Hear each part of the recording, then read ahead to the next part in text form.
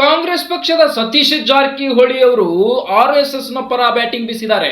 ಈ RSS ನ ಪರ ಬ್ಯಾಟಿಂಗ್ ಬೀಸ್ತಾ ಇದ್ದಂಗೆ ಈ ಕಡೆ ಮಲ್ಲಿಕಾರ್ಜುನ ಖರ್ಗೆಗೆ, ಪ್ರಿಯಾಂಕಾ ಖರ್ಗೆಗೆ ಮತ್ತು ಕಾಂಗ್ರೆಸ್ನ ಹೈಕಮಾಂಡ್ಗೆ ಒಂದು ರೀತಿಯಾಗಿ ಒಳಗಿಂದೊಳಗಲೆ ಕ್ರೋಧ ಉಕ್ಕಿ ಹರಿತಾ ಇದೆ. ಯಾಕಂದ್ರೆ RSS ನ ಪರವಾಗಿ ಏನ್ ಮಾತಾಡಿದ್ರು ಸತೀಶ್ ಜಾರಕಿಹೊಳಿ ಅವರು ಅನ್ನುವಂಥದ್ದನ್ನ ನಿಮಗೆ ಕಂಪ್ಲೀಟ್ ಆಗಿ ನಾನು ವಿವರವಾಗಿ ವಿವರಿಸ್ತಾ ಹೋಗ್ತೀನಿ. RSS ನ ಬ್ಯಾನ್ ಮಾಡ್ತೀರಂತೆ ಅಂತ ಹೇಳಿ ಒಂದಿಷ್ಟು ಪತ್ರಕರ್ತರು ಪ್ರಶ್ನೆಯನ್ನ ಮಾಡಿದಾಗ ಈ ಸತೀಶ್ ಜಾರಕಿಹೊಳಿ ಅವರು ನೇರವಾಗಿ ಹೇಳಿದ್ದಾರೆ, RSS ಅನ್ನ ಬ್ಯಾನ್ ಮಾಡ್ತೀವಿ ಅಂತ ನಾವು ಎಲ್ಲಿ ಹೇಳಿದೀವಿ? RSS ನ ಬ್ಯಾನ್ ಮಾಡಕ್ಕಾದ್ರೂ ಆಗುತ್ತಾ ಅಂತ ಸತೀಶ್ ಜಾರಕಿಹೊಳಿ ಅವರೇ ವಾಪಸ್ ಪ್ರಶ್ನೆ ಕೇಳಿದ್ದಾರೆ. ಇದು ಕುತೂಹಲಕಾರಿ ವಿಚಾರ ಮೂಡಿಸಿರ್ತಕ್ಕಂಥದ್ದು ಕಾಂಗ್ರೆಸ್ ಪಕ್ಷದಲ್ಲಿ. RSS ನ ಬ್ಯಾನ್ ಮಾಡ್ತೀನಿ, ನಮ್ಮ ಸರ್ಕಾರ ಬಂದ್ರೆ ಬ್ಯಾನ್ ಮಾಡೇ ಮಾಡ್ತೀನಿ ಅಂತ ಅಂತಿದ್ದಂತಹ ಮಲ್ಲಿಕಾರ್ಜುನ ಖರ್ಗೆ ಮತ್ತು ಪ್ರಿಯಾಂಕಾ ಖರ್ಗೆಗೆ ಒಟ್ಟಾರೆಯಾಗಿ ಕೂಡಿ ಗುಮ್ಮಿದ ಹಾಗೆ ಅದೇ ಕಾಂಗ್ರೆಸ್ ಪಕ್ಷದ ಒಬ್ಬ ಅತ್ಯುತ್ತಮ ಸ್ಥಾನದಲ್ಲಿರ್ತಕ್ಕಂಥ ನಾಯಕನ ಸ್ಥಾನದಲ್ಲಿರ್ತಕ್ಕಂಥ ಸತೀಶ್ ಜಾರಕಿಹೊಳಿ ಅವರು RSS ನ ಬ್ಯಾನ್ ಮಾಡ್ತೀವಿ ಅಂತ ನಾವೆಲ್ಲ ಹೇಳಿದೀವಿ, RSS ನ ಬ್ಯಾನ್ ಮಾಡಕ್ಕಾದ್ರೂ ಆಗುತ್ತಾ, ಅದು ಬ್ಯಾನ್ ಮಾಡಕ್ ಸಾಧ್ಯನಾ ಅಂತ ಪ್ರಶ್ನೆಯನ್ನ ಸತೀಶ್ ಜಾರಕಿಹೊಳಿ ಅವರೇ ಉಲ್ಟಾ ಪತ್ರಕರ್ತರಿಗೆ ಕೇಳ್ಬಿಟ್ಟಿದ್ದಾರೆ. ಸೊ ಇದು ಒಂದು ಕಡೆ ಕಾಂಗ್ರೆಸ್ನ ಹೈಕಮಾಂಡ್ಗೆ ಮತ್ತು ನೇರವಾಗಿ ಪ್ರಿಯಾಂಕಾ ಖರ್ಗೆ ಮತ್ತು ಮಲ್ಲಿಕಾರ್ಜುನ ಖರ್ಗೆಗೆ ಬಿಸಿ ಮುಟ್ಟಿದಂಗಾಗಿದೆ.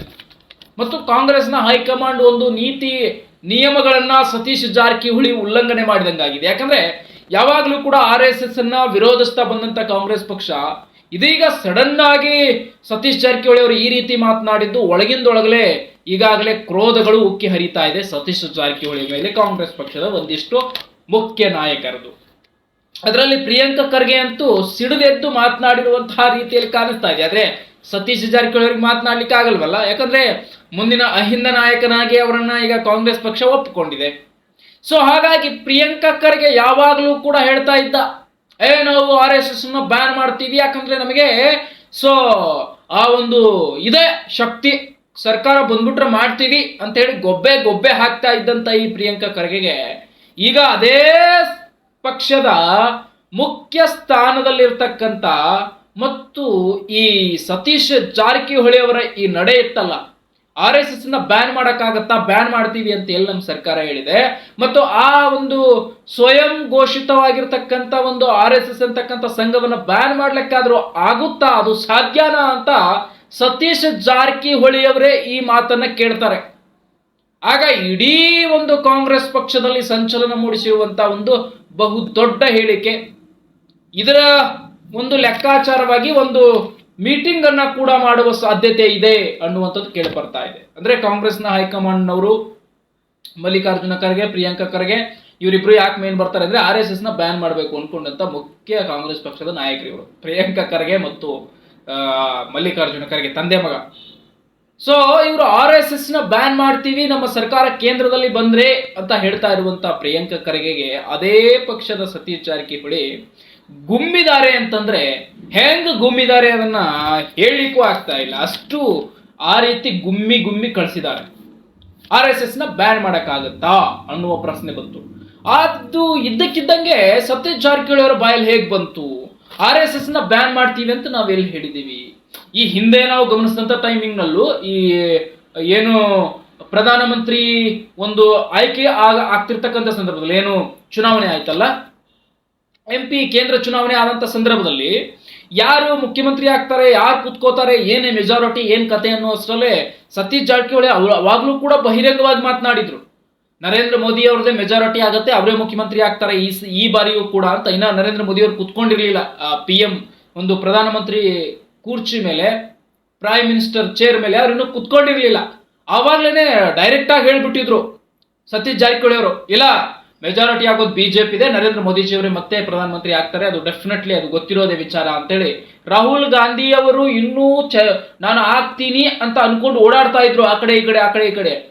ಮತ್ತೆ ಇನ್ನು ಮೋದಿ ಅವರು ಕುತ್ಕೊಂಡೇ ಇರಲಿಲ್ಲ, ಇನ್ನು ಅವರು ಪ್ರಮಾಣ ವಚನ ಸ್ವೀಕಾರ ಮಾಡಲಿಲ್ಲ. ಆವಾಗ್ಲೇನೆ ರಾಹುಲ್ ಗಾಂಧಿ ಅವರ ಒಂದು ಈ ಓಡಾಟ ಇದ್ರೂ ಕೂಡ ಅದನ್ನೆಲ್ಲ ಗಮನಿಸಿದಂತ ಈ ಸತೀಶ್ ಜಾರಕಿಹೊಳಿ ಅವರು ಆವಾಗಲೇ ನೇರವಾಗಿ ಕರ್ನಾಟಕದಲ್ಲಿ ಹೇಳ್ಬಿಟ್ಟಿದ್ರು, ಇಲ್ಲ ಮೆಜಾರಿಟಿ ಆಗೋದು BJP ಇದೆ, ಪ್ರಧಾನಮಂತ್ರಿ ನರೇಂದ್ರ ಮೋದಿಜಿ ಅವರೇ ಆಗ್ತಾರೆ ಅಂತ.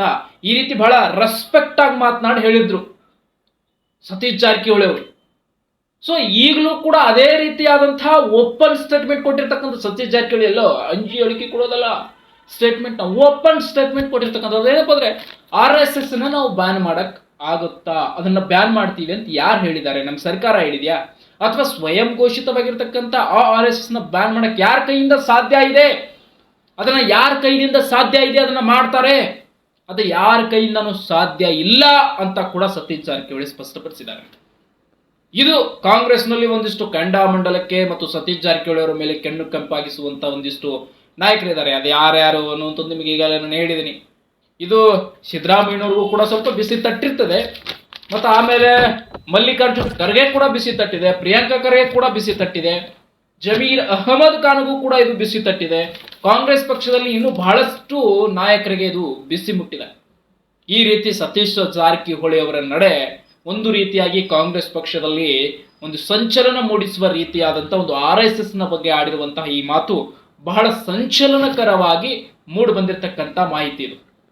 ಯಾಕಂತಂದ್ರೆ ನೀವು ವಿಶಿಷ್ಟವಾಗಿ ನೋಡಬಹುದು, ಈ ರಮೇಶ್ ಜಾರಕಿಹೊಳಿ ಮತ್ತು ಸತೀಶ್ ಜಾರಕಿಹೊಳಿ, ಲಖನ್ ಜಾರಕಿಹೊಳಿ, ಬಾಲಚಂದ್ರ ಜಾರಕಿಹೊಳಿ, ಏನ್ ಜಾರಕಿಹೊಳಿ ಕುಟುಂಬ ಇದೆಯಲ್ಲ ಟೋಟಲ್ ಆಗಿ, ಇದು ಬಹಳ ನೇರವಾಗಿ ವಿಷಯಗಳನ್ನ ಹೊರ ಹಾಕ್ತಕ್ಕಂಥದ್ದು. ಅದೇ ರೀತಿಯಾಗಿ ಈಗ ಸತೀಶ್ ಜಾರಕಿಹೊಳಿ ಈ ವಿಚಾರವಾಗಿ ಅವ್ರು ಮಾತಾಡ್ಕೊಂಡಿರುವಂತದ್ದಾಗಿರ್ಬೋದು, ಅಥವಾ ಇನ್ನೊಂದು ಬೇರೆ ವಿಚಾರವಾಗಿ ಆಗಿರ್ಬೋದು, ಅವರು ನೇರವಾಗಿ ಮಾತಾಡ್ತಕ್ಕಂಥ ಆಲೋಚನೆಗಳಿರೋದ್ರಿಂದ ಅವರು ನೇರವಾಗಿ RSS ಯಾರೂ ಕೂಡ ಟಚ್ ಮಾಡ್ಲಿಕ್ಕೂ ಆಗೋದಿಲ್ಲ. ಅದನ್ನ ನಾವು ಬ್ಯಾನ್ ಮಾಡ್ತೀವಿ ಅಂತ ನಮ್ಮ ಸರ್ಕಾರದ ಎಲ್ಲೂ ಕೂಡ ಉಲ್ಲೇಖ ಮಾಡಿಲ್ಲ, ಅದನ್ನ ಬ್ಯಾನ್ ಮಾಡ್ಲಿಕ್ಕೂ ಕೂಡ ಆಗೋದಿಲ್ಲ ಅನ್ನುವಂತಹ ಬಹಳ ಸ್ಪಷ್ಟತೆಯನ್ನು ಸತೀಶ್ ಜಾರಕಿಹೊಳಿ ಅವರು ಒಬ್ಬ ಕಾಂಗ್ರೆಸ್ ಪಕ್ಷದ ನಾಯಕನಾಗಿದ್ರು ಕೂಡ ಬಹಳ ಅದ್ಭುತವಾಗಿ ಆ RSS ಬಗ್ಗೆ ಸ್ಪಷ್ಟನೆಯನ್ನು ನೀಡಿ RSS ಪರ ಬ್ಯಾಟ್ ಬೀಸಿದ್ದಾರೆ ಅಂತ ಹೇಳಿದ್ರೆ ತಪ್ಪು ಆಗ್ಲಿಕ್ಕಿಲ್ಲ ಅಥವಾ ತಪ್ಪು ಆಗೋದಿಲ್ಲ. ಇದು ಬಹಳ ಅದ್ಭುತವಾಗಿ ಸತೀಶ್ ಜಾರಕಿಹೊಳಿ ಅವರ ಒಂದಿಷ್ಟು ನಡೆಯಾಗಿತ್ತು. ಈ ನಡೆಯನ್ನ ಗಮನಿಸಿದಂತ ನಾನು ನಿಮ್ಮ ಮುಂದೆ ಈ ಒಂದು ಸುದ್ದಿಯನ್ನ ಪ್ರಸಾರ ಮಾಡಿದ್ದೀನಿ. ಮತ್ತಷ್ಟು ಸುದ್ದಿಗಳನ್ನ ನಿಮ್ಮ ಮುಂದೆ ತರ್ತಾ ಇರ್ತೀನಿ. ದಯವಿಟ್ಟು ಚಾನಲ್ ಸಬ್ಸ್ಕ್ರೈಬ್ ಮಾಡಿ, ಆದಷ್ಟು ಶೇರ್ ಮಾಡಿ, ಮತ್ತಷ್ಟು ನಿಮ್ಮ ಪ್ರೀತಿ ನಮ್ಮ ಮೇಲೆ ಇರಲಿ ಅಂತ ಹೇಳ್ತಾ ಈ ವಿಡಿಯೋನ ನೀವು ನೋಡಿ ಲೈಕ್ ಮಾಡಿ, ಶೇರ್ ಮಾಡಿ, ಮತ್ತೆ ಹಾಗೆ ಮುಂದಿನ ವಿಡಿಯೋಗಾಗಿ ಕಾಯ್ತಾ ಇರಿ. ಮತ್ತೆ ಸಿಗ್ತೀನಿ ಮುಂದಿನ ವಿಡಿಯೋದಲ್ಲಿ.